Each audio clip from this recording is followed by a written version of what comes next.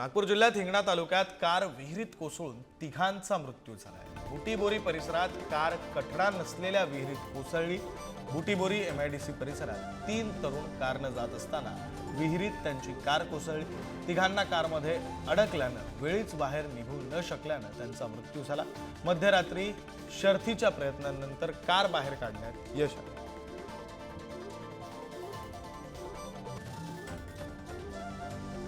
प्रतिनिधी जितेंद्र शिंगाडे phone line वरून जोडले गेलेले। जितेंद्र, अतिशय धक्कादायक बातमी आहे, मात्र त्याचप्रमाणे कठडे नसलेल्या विहिरी या किती धोकादायक ठरू शकतात याचं हे उदाहरण सुद्धा आहे। नक्कीच विक्रांत, अतिशय धक्कादायक आणि तेवढीच दुर्दैवी अशी ही घटना म्हणावी लागेल, कारण नागपूर जिल्ह्यातील हिंगणा तालुक्यातील बुटीबोरी परिसरामध्ये एक कठडे नसलेल्या विहिरीमध्ये कार कोसळली। महत्वाचं म्हणजे या कारमध्ये 3 तरुण होते आणि वेळीच बाहेर न निघू शकल्याने या अपघातामध्ये तिघांचाही दुर्दैवी मृत्यू झालेला आहे। कठडे नसलेल्या विहिरींचा जो प्रश्न आहे तो अनेकदा ऐरणीवर देखील आलेला आहे की गेल्या आठवड्यात आपल्याला माहित असेल की पारशिवनी या तालुक्यामध्ये देखील एक वाघ पडलेला होता आणि त्या पाठीमागे डुक्करही पडलेला होता।